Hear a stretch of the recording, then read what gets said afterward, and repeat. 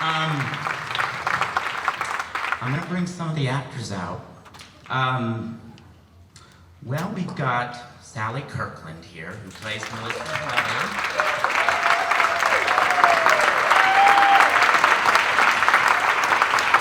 Alex Frost, who played poor Danny Fry.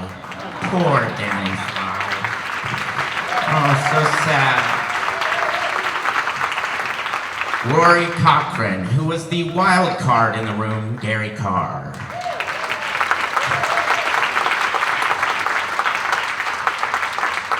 Michael Cherniff, who played Garth, the one with the list. Wonderful. And then of course we have the wonderful Josh Lucas, the delightfully sleazy David Waters, and the most hated woman in America, Melissa Leo.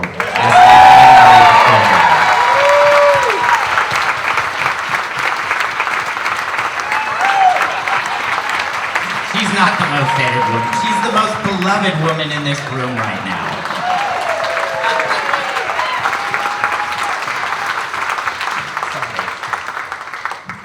We have microphones here if you'd like to line up. We have about 10-15 minutes to ask questions, so you can join me with that.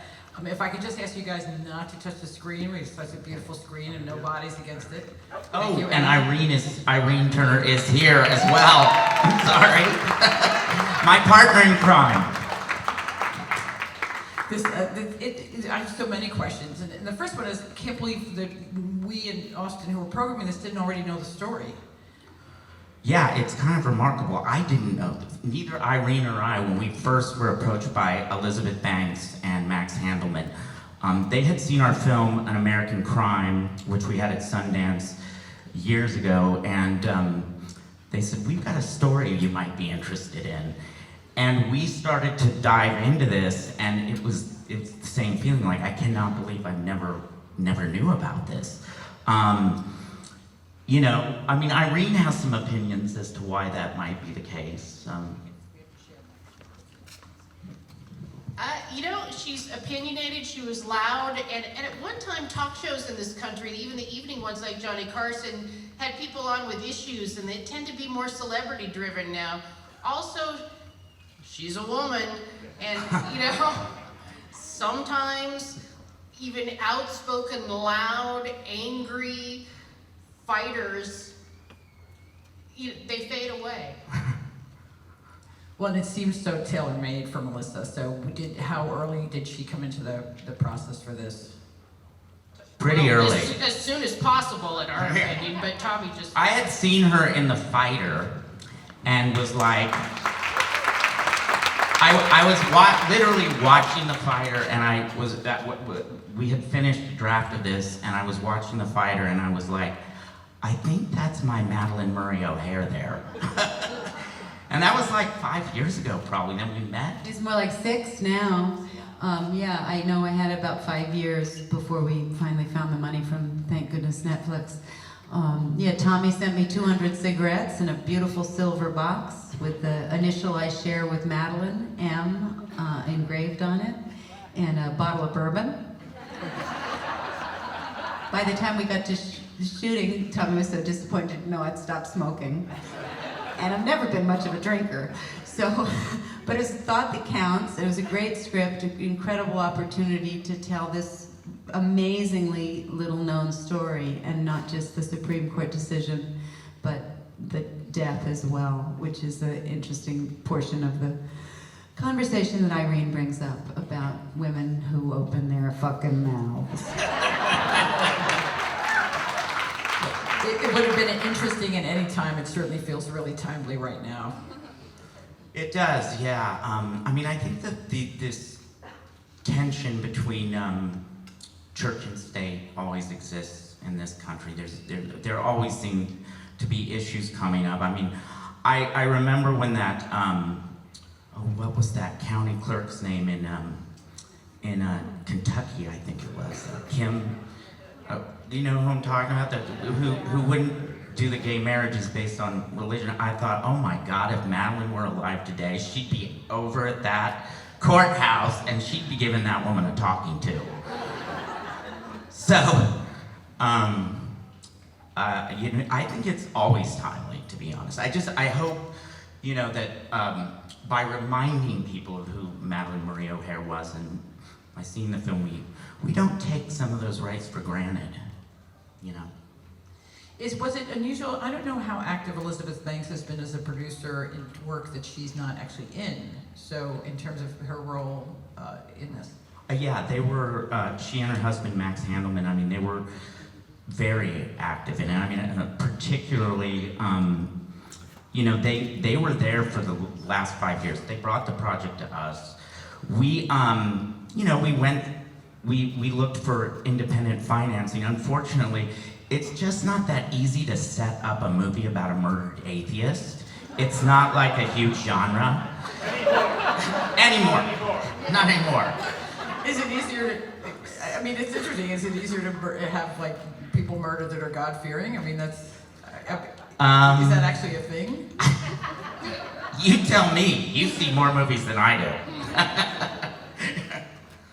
But yeah, and then they were, incredibly, they were there every day on set. She was incredibly helpful with the casting. She and Max. We were great because they were very creative producers, which you don't often get.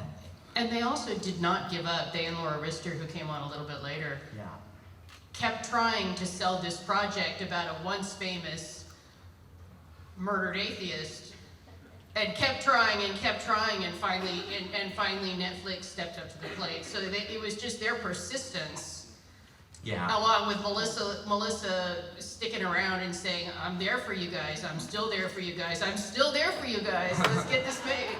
That made it happen. Not that we needed her persuasion, but Banks actually wrote to say how much this meant to her and how much she wanted to support it. She really hoped we would be programming it, which we already knew we were, but we appreciated that support from a producer. For you, Chris, what an ensemble. So is there kind of like, as those of us who are not inside films always love to hear what it's like making them, if we can kind of hear from all of you. Well, first of all, I want to say I'm here because of Elizabeth. Actually, Elizabeth called, and Carrie Barden, who's the casting director of this, had basically, I think, mentioned her to me, and I had done a movie with her. And it was this movie came together extremely last minute, at least my understanding of it was sort of an instant go.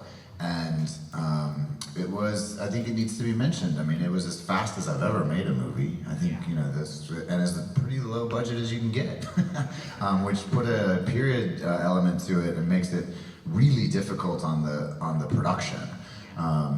And incredibly challenging. And then there's, wonderful stories that Melissa has, which I think are worth asking about the makeup process and how all that happened. And, but it was a strangely good, fun, easy movie to make, considering that the stuff inside of the hotel was gruesome and painful, and the collaboration of all of us, though, was quite like a play and quite fun for me.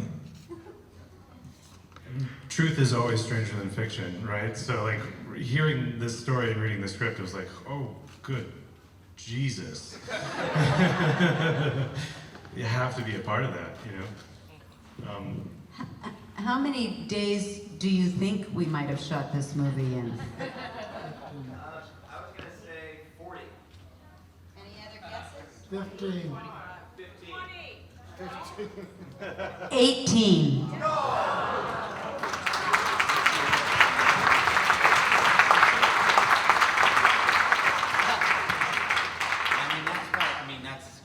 That's why it was incredibly collaborative. We had all these great people working on it who busted their ass to make sure this looked a little bit bigger than a 18-day shoot.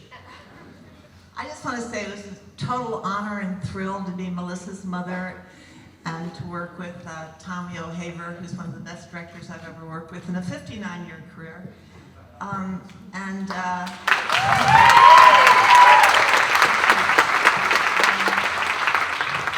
I got chills when I was watching the movie movie today. I think more than anything, I love doing history, real stories. And Melissa, I had the good fortune to know before the shooting. And when she did Frozen River, I met her and helped her get her Oscar dress and for The Fighter. And so I have that little honor of being part of her incredible success. And I love Melissa so much. You know, it's rare that you get to work with somebody that you love so much in real life, on screen. And so this was my opportunity. Thank you, Tommy. God bless y'all.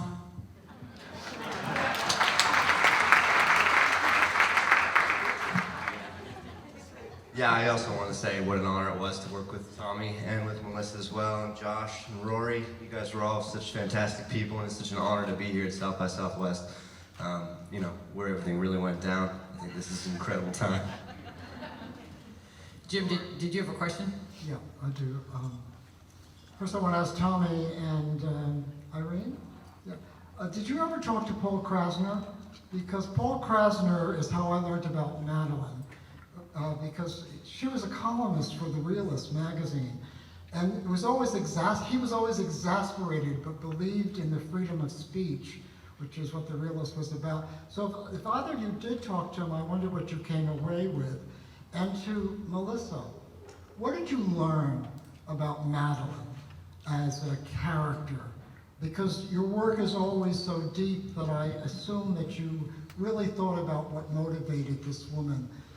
It's not just greed, it's just not anger, but what did you learn? So the first question is to Tommy and Irene about Paul Krasner. We didn't, although I actually have Paul Krasner's autograph sitting at home that I got when I was at a book fair at age 12, so that was interesting meeting him. Yes, she exasperated everyone. I mean, I guarantee that if she were up on the stage magically, she would have pissed off every single one of you by now, but you still would have gone, wow. You know, like, I love you, but I really hate you at the same time. You know, it's just so strong and so opinionated. So no, we didn't get to, there are so many, we're drowning in people who knew Madeline and the research that we had. We were very lucky in that there was plenty of articles and plenty of Madeline's writings to draw from. A lot of Madeline's lines in this film are direct quotes from her. She left behind some zingers. In answer to your question, the first thing I'll say is, you know, I did no research on Madeline Murray O'Hare, short of watching the many television clips that there are of her. I didn't do them to research her and find more historical information about her because Irene and Tommy had done such a thorough job of that. And what was I going to muddy the waters with some other idea about her? Tommy adored Madeline, and that was what drew me most of all to the project. To play somebody who is, to put it politely, seen as being difficult, it's hard. I mean, think about what Josh went through to bring such a complete and bold portrait of a vicious killer. Like, you gotta touch some part of your soul to get there.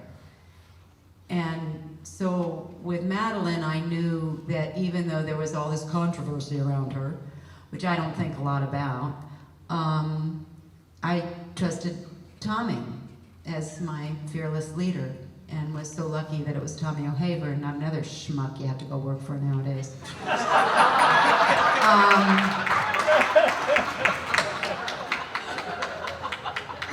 She was a human being,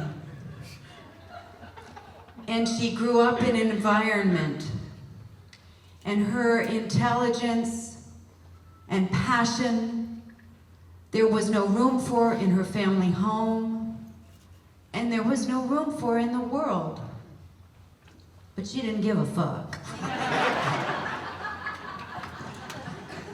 Do we know, is there since this was made with Netflix, for Netflix, do we know when it will be available? It's, I think it's March 24th. March 24th, so that's very soon. This is its only theatrical sort of 124 countries, so if you know people who live in other parts of the world, please let them know. March 24th, Netflix.